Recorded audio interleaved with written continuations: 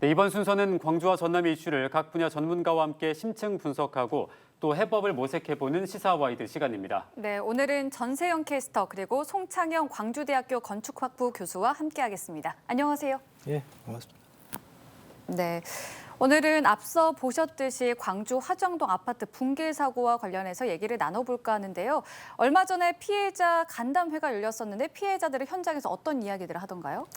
네, 우선 예비 입주자 협의회 입장은 사고가 난 동을 포함해서 모든 아파트 건물을 철거한 후에 다시 재가공할 것을 요구를 하고 있습니다. 또 입주자 의견이 반영될 수 있는 체계적인 정밀 안전 진단도 요구를 하고 있는데요. 하지만 현대산업개발은 먼저 정밀 안전 진단을 진행한 후에 철거 여부를 결정하자는 입장입니다. 그런가 하면 아파트 인근 피해 상인들로 구성된 피해대책위원회는 아파트 공사가 시작된 직후부터 소음과 분진, 또 집안 침하 등 다양한 문제가 계속돼 왔기 때문에 영업 보상 시기를 공사 시작일을 기준으로 하자고 하고 있고요.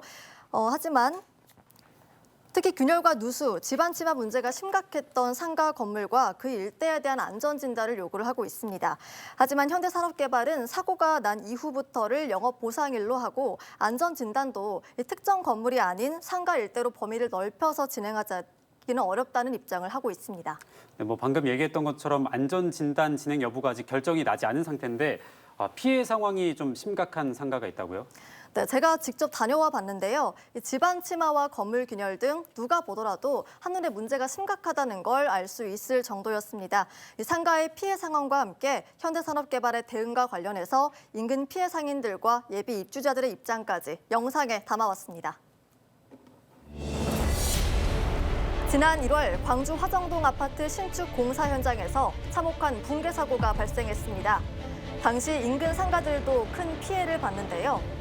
붕괴 사고 후 100일이 지났지만 피해 상가 상인들은 제대로 된 피해 보상과 안전 조치가 이루어지지 않고 있다고 저는 피해자가 호소합니다. 아닌가요? 어디 돌아다니다가 제가 사고, 쌍방 과실로 사고 난 것도 아니잖아요.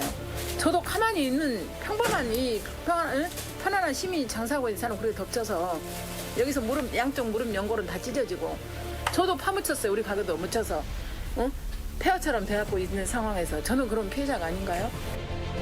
대피 명령이 해제된 이후로 상가 영업을 재개한 분들도 있지만 찾아오는 손님들이 끊겨 폐업하거나 상가를 이전하는 상인들도 있다고 합니다. 문제는 이뿐만이 아닙니다. 인근 상가 일대의 집안 침하나 건물 균열 문제도 심각하다는데요. 피해가 크다는 한 상가 건물을 직접 찾아가 봤습니다.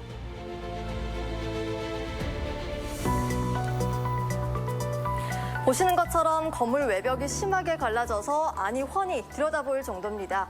인근 피해 상인들은 공사 초반부터 시작된 진동과 충격으로 이런 현상이 생겨났다고 주장하고 있습니다. 여기 보시면 알겠지만 이렇게 지금 침하가 돼버렸잖아요. 이런 식으로. 이렇게 내려앉으면서 이렇게 터져온 것은 지금 도로가 꺼지고 있는 거거든요. 공사 이후에 발생된 현상들이죠. 예. 공사 시작 전에 촬영한 사진과 비교해보면 확실히 그 차이가 느껴집니다. 집안 침하 문제는 또 다른 상가에서도 심각하다고 하는데요. 여기 있는 이 토사가 아래로 내려가는 거죠. 그래서 지금 여기가 계속 지금 꺼지고 있는 중입니다. 이 전체가 다. 그러니까 이게 지금 한 1년 반 정도. 저희들은 보상이 문제가 아니라 선행돼야 될 것들. 선안전 조치 후 안정화 작업을 하자는 겁니다. 상인들도 지금 곧 떨어지면 죽을 수 있는 똑같은 상황인데 직접 피해를 보고 있는 상인들을 먼저 안전 조치를 하고 안정화 작업을 하던가 뭔가 협의를 해서 해야지 일방적인 공사를 하기 때문에 반대를 하는 것이죠. 공사 관계자의 제보 영상을 보면 붕괴 사고는 일어날 수밖에 없는 인재였다는 생각이 듭니다. 붕괴 사고가 있기 한참 전 지하에서 물이 새는가 하면 나중에는 흙까지 유실돼 흙탕물로 변한 공사 현장을 볼 수 있습니다. 이런 상황 속에 무엇보다 안전 조치가 우선이라는 입장은 예비 입주자 협의회도 마찬가지입니다. 지금이 아니었어도 향후에 언젠가는 무너질 수 있다고 판단이 된다는 보고서가 있어요. 저희들은 그냥 단순해요. 언제 무너질지 모를 지빈이 다 부시고 재건축해서 튼튼하게 안전한 집만 원한다. 딱 그거예요, 그거. 최근에는 대통령직 인수위원회 기획위원회가 광주를 찾아 붕괴 사고 현황 보고를 받고 현대산업개발의 느슨한 사고 대처를 강하게 질책했는데요. 안전 진단을 비롯한 후속 조치가 지지부진한 이유는 뭔지 서구청 관계자에게 물었습니다. 좀 안전진단 이게 법적 의무사항이 아니라 현대산업개발이 그걸 무조건 해줘야 된다라는 건 아니거든요. 불안하다 해서 안전진단을 해주라는 건데 이제 그거를 이제 그 일대를 전체를 해주라 하는 것은 현산에서 현대산업개발에서 받아들이기 힘든 조건인 것 같고요. 공사를 하게 되면 주변에 영향이 없을 수는 없잖아요. 그 하다 보면 도로가 갈라지거나 그럴 수 있어요. 보통 이제 진동이나 이런 게 있기 때문에 그러면 그 아파트 단지 공사가 완료되면 그 주변 도로를 다 포장을 다시 새로 하거든요. 승인을 낼 때 공사가 끝나면 주변 지역 정리까지 다 그 승인 내용에 들어 있습니다. 그거 이외에 그 주변에 있는 민가나 뭐 업체나 이런 상가나 이런 부분에 대한 보상은 보통 민사적으로 진행을 하거든요. 그 민사적으로 진행하는 것을 뭐 행정기관이 끼어들어 가지고 이래라 저래라 할 수는 없는 부분이에요. 붕괴 사고 100일이 지난 지금도 피해자들은 당연한 안전을 보장받지 못한 채 답답함을 호소하고 있습니다. 현대산업개발의 확실한 피해 수습 대처와 정부와 지자체의 적극적인 지원이 필요해 보입니다. 네, 영상으로만 봐도 상황이 정말 심각해 보이는데요. 교수님께서도 현장에 다녀오셨다고요. 네, 다녀왔는데 지금 방금 우리 전세영 캐스터가 얘기하신 거에 대해서 잠깐 제가 코멘트를 하고 넘어가야 될 것 같은데 지금 관계 공무원들이 어떤 법상의 어떤 제도가 없다라고 하는데 저는 건설기술진흥법이라든가 건축 관련된 법제도를만 보니까 저런 문제가 생길 것 같아요. 네. 저희들이 민법상에 원인자 부담 원칙이라고 한 게 있어요. 무슨 얘기냐면 자동차 사고를 내면 누가 치료를 해주는 거죠? 또 누가 그걸 보상 차를 사고 대처를. 네, 사고 대처를 해주는 거죠. 원인자 부담 원칙입니다. 그리고 지금 현재 이렇게 안전 진단을 그냥 이렇게 세워라 내워라 할 것이 아니라 저희들이 재난안전기본법에 재난관리 책임 재난관리 기금이란 게 있어요. 그 재난관리 기금으로 해서 우선 긴급하게 지자체에서 정밀안전 진단을 하고 그 원인에 의해서 나중에 구상권 청구하면 되거든요. 세상에 이렇게 지금 재난이 상황이 되었는데 지금 그대로 놔둔다는 것은 잘못된 것 같고요. 제가 방금 질문한 거에 대해서 답변을 드리면 제가 현장을 가봤는데 분명히 아파요. 왜냐하면 이 사람의 언어가 있는 것처럼 건물도 언어가 있거든요. 저는 감기 걸렸어요, 암 걸렸어요 이렇게 하는 것이 걔네들의 균열이라든가 처짐이라든가 기울어짐을 보면 알 수가 있거든요. 문제는 지금 이러한 것들을 명확하게 어떤 이 공사와 주변 건물과의 어떤 개연성을 확인하려면 집안의 지하수위 변동이라든가 집안의 상태라든가 당시의 공사 현장에서 어떤 충격이라든가 이런 것들을 저희들이 과학적이고 공학적으로 진단을 해보면 정밀안전 진단을 해보면 되는데 문제는 지금 현재는 그런 진단을 못하고 있으니까 MRI, CT 촬영을 해야 암이 걸렸는지 알 거 아닙니까? 그런데 지금은 혈압만 재보고 지금 암이니 기인이 아니니 이러고 있으니 답답할 노릇입니다. 네, 지금 뭐 현장을 다녀오신 교수님 말씀을 들어봐도 그렇고 또 전세영 캐스터의 취재 영상을 봐도 그렇고 굉장히 상황이 좋지 않은 건 분명한 것 같은데요. 이런데도 불구하고 안전 진단 결정이 늦어지는 이유가 있습니까? 네, 영상에서도 보셨듯이 서구청에 이 부분을 문의를 해봤는데요. 서로 입장 차이가 있다 보니까 조율하는 데 좀 시간이 걸리고 특히 안전 진단은 법적 의무 사항이 아니라서 현대산업개발에서 무조건 해줘야 되는 상황도 아니라고 합니다.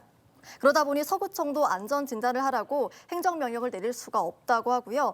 또 안전 진단은 용역을 맡겨야 하는데 이 부분에서 또 비용이 발생을 하는 거죠. 한 개 건물을 안전 진단하는 것과 그 인근을 전부 안전 진단하는 건 아무래도 비용 차이가 클 수밖에 없어 보입니다. 네, 안전과 생명을 이야기하는데 여기에 비용이 들어온다는 것도 사실은 이해가 잘 안 되고 또 무엇보다 영상을 보면서 이 안전 진단이 법적 의무 사항이 아니라는 것이 저는 정말 충격적이었거든요. 근데 이런 상황에서 현대산업개발이 지금 독단적으로 안정화 작업을 진행하고 있잖아요. 이 부분은 어떻게 생각을 하시나요? 이것은 좀 심하게 얘기하면 무지의 소치다. 이게 무슨 얘기냐면 이번 사고는 자동차를 운전하다가 전봇대에 받은 사고가 아닙니다.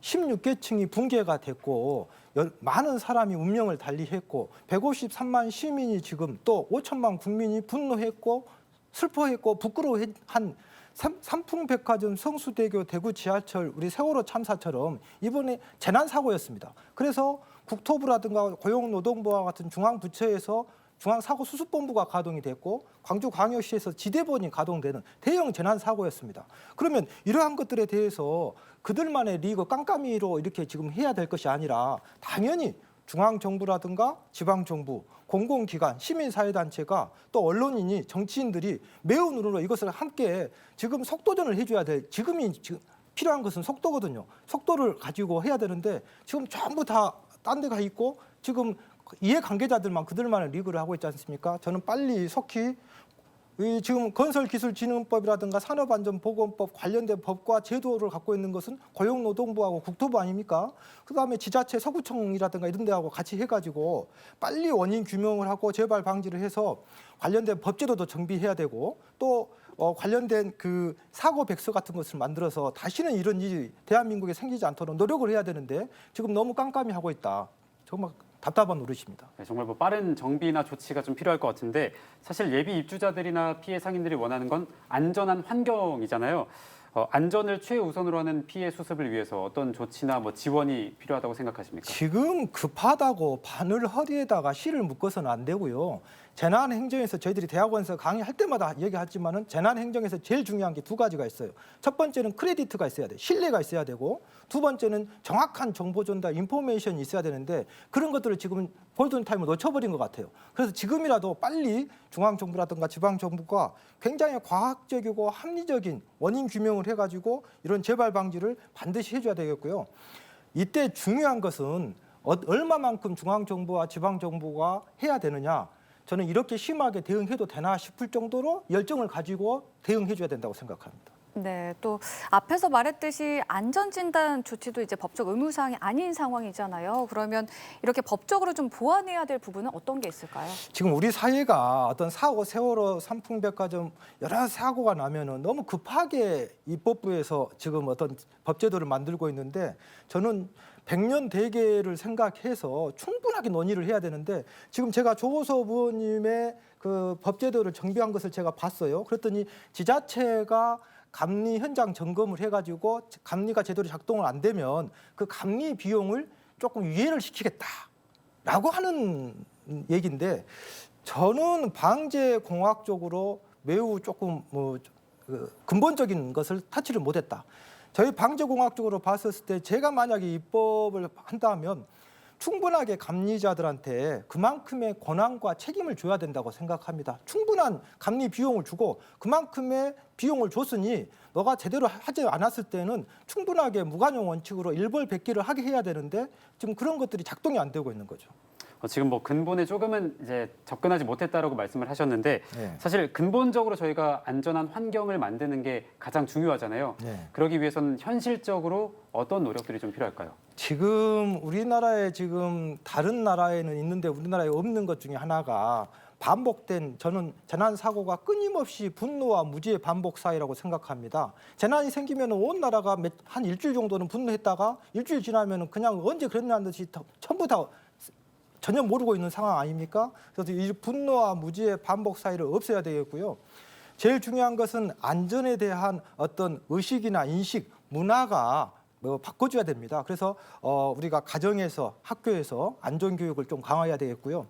두 번째는 전문성을 좀 강화해야 될 것 같습니다. 지금 건설 현장이 너무나 인력난이 심하기 때문에 전문가가 너무나 지금 있던 전문가들도 다른 데로 유출되고 있기 때문에 그 전문가 교육을 해야 되겠고요. 제일 중요한 건 마지막으로 사회 안전 시스템이 지금 작동이 잘 안 되고 있다. 교통법은 있는데 교통을 지키질 않는 거죠. 안전 관련된 법제도가 잘 정비가 되어 있으나 현장에서 작동이 안 되고 있는 거죠. 이러한 안전 관련된 사회 안전 시스템이 작동이 되도록 줄탁 동시에서 관과 민이 함께 노력해야 될 것 같습니다. 네, 오늘 두 분 말씀 잘 들었습니다. 고맙습니다.